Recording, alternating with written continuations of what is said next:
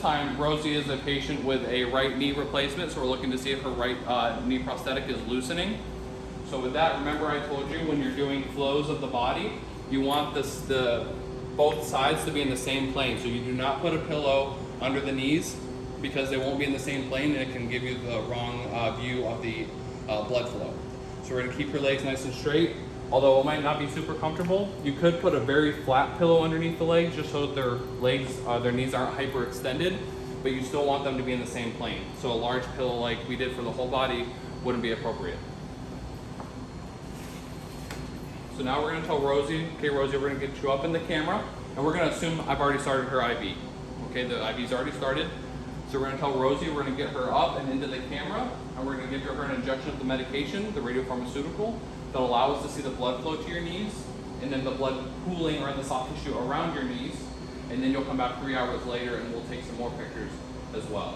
So the first part takes about 2 minutes, and then the following picture takes about 3 to 5, and we'll take one more blood pool image for another 3 to 5 for a total of 15 minutes.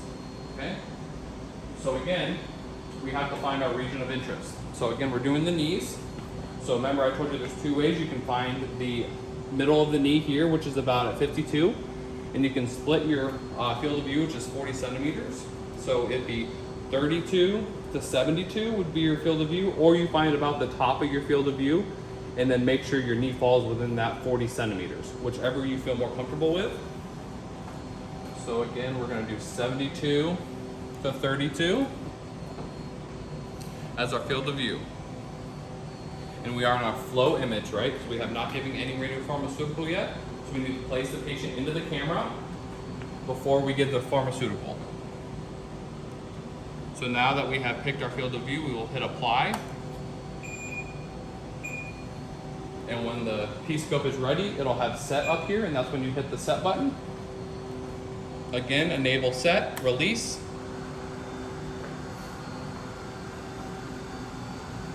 Again, since this is not a whole body acquisition, the detector heads will not come all the way in on the patient. You will have to manipulate the detector heads on your own.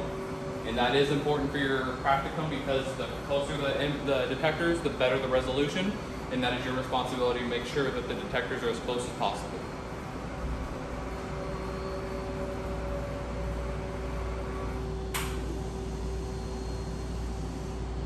All right, so the detector stopped. I'm gonna bring the detectors in.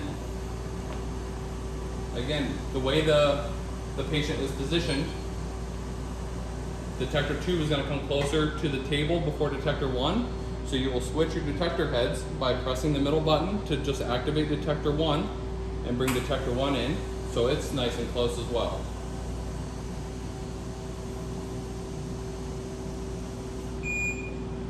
So that is the full radius of detector 1. You could bring the table up to get them nice and a little bit closer, and bring detector 2 just in a little bit more.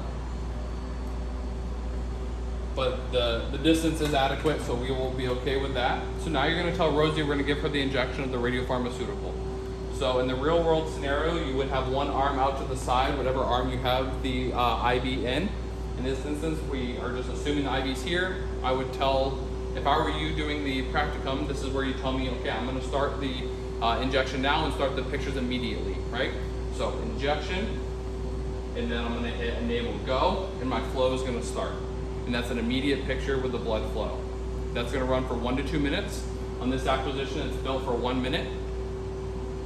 So after 1 minute, the flow is done. We're gonna go directly into our blood pools. There's no waiting in between. So we can go directly into blood pools. So you hit your blood pool image, and then make sure you still have that same field of view, because if you hit set, it'll change to whatever your field of view is. So make sure your field of view is set, hit apply. And at this portion, you don't have to change the orientation, you don't have to move the patient at all because your ROI is already in the camera. So once the P-scope is ready to acquire, you'll hit go, enable go, and then you're gonna start your blood pool. Again, those are in the neighborhood of 3 to 5 minutes. This acquisition has it for 2 minutes, okay?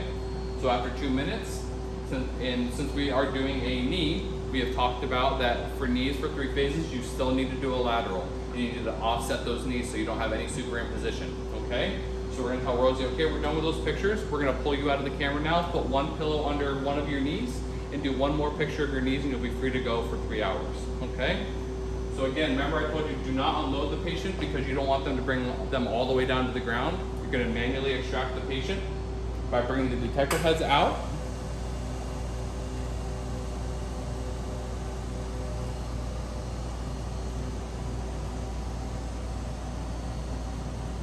Remember, since they're at different distances, it'll take detector head 1 to come out a little bit longer. Remember, it beeps when the motion's complete, so then we'll manually extract the patient from the camera.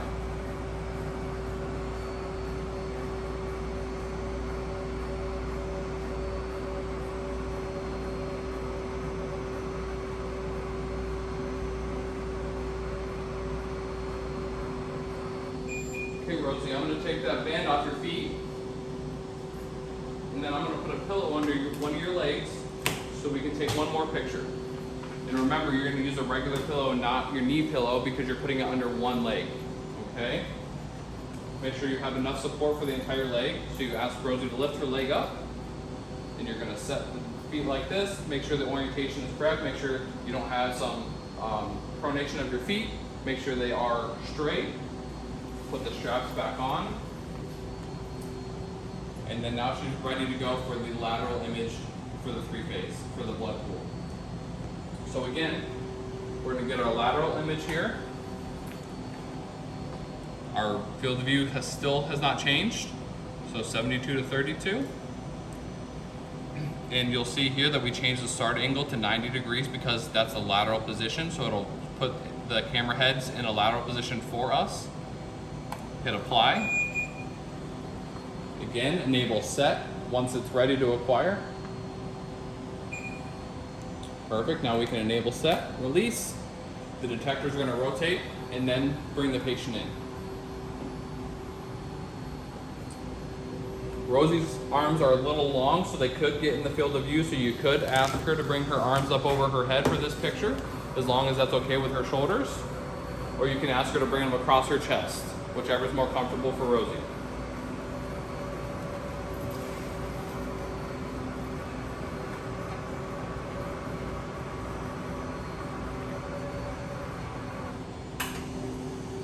And again, we have to bring those detector heads in ourselves for static images, or for anything that is not a whole body. Perfect. So we are nice and close. We'll tell Rosie again, we're going to start this picture. It's going to run for about 3 to 5 minutes. Enable go.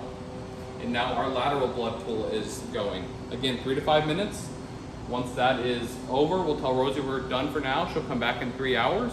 And then we'll repeat that anterior posterior picture and this lateral picture for your delays.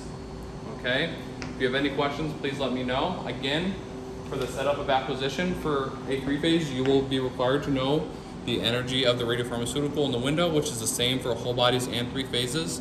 The matrix, remember that the flow has a smaller matrix than the images thereafter. So a blood pool and a delay or a bony phase will have a larger matrix.